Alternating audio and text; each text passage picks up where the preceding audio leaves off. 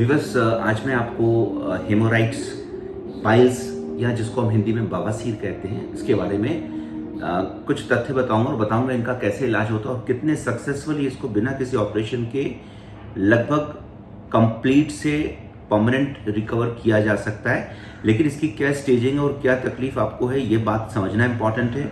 अगर पेशेंट कोई ऐसी अवस्था में आ जाता है जहाँ पे केस बिल्कुल ही फाइनल स्टेज का है, तो वहाँ पे टेम्पररी लिगेशन या सर्जरी इंपॉर्टेंट है, लेकिन लगभग तीसरी स्टेज तक इसको ट्रीट किया जा सकता है और पहली स्टेज में इसको रिकवर किया जा सकता है। सो फ्रेंड्स, पाइल्स या हेमोराइड्स क्या है? हेमोराइड्स और पाइल्स वेन्स से, जैसे आपने पैरों की नाड़ियां देखी जो सूज जाती है, जिसको हम वेरिकोज वेन्स कहते हैं, वैसे ही मलाशय में या रेक्टम का जो एरिया होता है उसमें इंटरनल और एक्सटर्नल वेन्स होती हैं।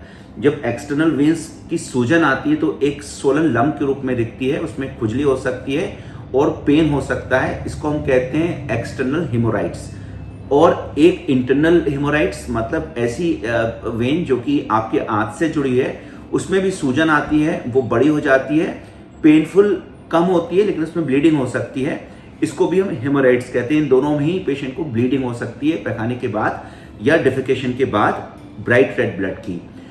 इसको हम नॉर्मली ग्रेड 1 कहते हैं। ग्रेड 2 हेमोराइड्स होते हैं कि भाई आपको बहुत दिनों से चल रहा है और आप लगातार स्ट्रेनिंग कर रहे हैं, कॉन्स्टिपेशन है और आप काफ़ी वक्त लगाते हैं और काफ़ी प्रेशर दे रहे हैं, एंग्शियस हैं। ऐसी स्थिति में धीरे धीरे करके ये बीमारी बढ़ती है और ग्रेड 2 पे पहुंच जाती है। इसमें पेशेंट के जो लम्प्स होते हैं या जो वेन्स होती है वो इतनी बड़ी हो जाती है कि एनल स्किन के बाहर हल्की सी ये सोलन प्रोट्रूजन के रूप में दिखती है, उभार के रूप में। लेकिन नॉर्मली पेशेंट में ये इतनी तकलीफ नहीं देती है कि वो अलग से दिखाई दे, वो मैनुअली अंदर की जा सकती है। लेकिन हाँ, इसमें भी पेन हो सकता है पेशेंट को और ब्लीडिंग होती है, इचिंग हो सकती है और डिस्चार्जेस हो सकती है, म्यूकस निकल सकती है, हल्की सी स्टेनिंग हो सकती है कपड़ों पे। ये दूसरा बहुत ही मुख्य हेमोराइड्स है। तीसरी स्टेज जो होती है जो कि इक्विवोकल है, मतलब हम ट्रीटमेंट के साथ उसको ठीक भी कर सकते हैं या आपको हो सकता है कि सर्जरीज की जरूरत हो।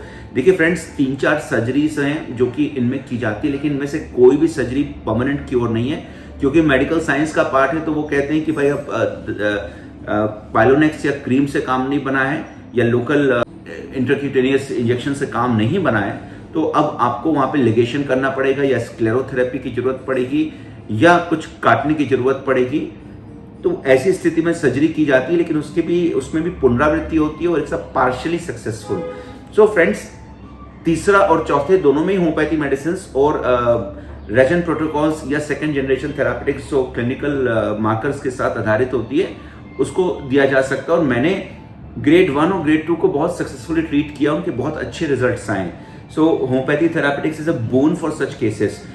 अगर पेशेंट ने बहुत बढ़िया तरीके से कोऑपरेट किया तो मेडिसिन इतने बढ़िया तरीके से पेशेंट को रिजॉल्व करती है कि वो दर्द जिससे वो कराह रहा है पिछले कई दिनों से, कई सालों से, वो विद इन फ्यू आवर्स से कुछ दिनों तक वो ठीक हो सकता है। फिर धीरे धीरे करके पुनरावृत्ति होती है, क्योंकि पेशेंट की लाइफ स्टाइल को बदलना इंपॉर्टेंट होता है। 4 मुख्य रीजन जो दिखते हैं इसमें जिसके कारण ये और बढ़ता है, उसमें कॉन्स्टिपेशन और डायरिया होता है। पेशेंट को बहुत ज्यादा कॉन्स्टिपेशन है, काफी ताकत लगा रहा है वो पोप करते समय, ऐसी स्थिति में वो वेन्स और बड़ी होती जाती हैं। इसके अलावा अगर ओवरवेट है और लगातार वो लिवर के फंक्शंस में कोई प्रॉब्लम है या वो जल्दीबाजी में हाई स्ट्रेनिंग कर रहा है, और ये सब मुख्य रीजन जो उसको बढ़ा रहे हैं। और अगर ये इन केस में ये बढ़ती है तो उस स्थिति में पेशेंट को थोड़ा लाइफ स्टाइल चेंजेस करना इंपॉर्टेंट होता है। We tell them to relax, do some asanas, do mind body healing, जो कि बहुत मेजर पार्ट होता है ट्रीटमेंट का।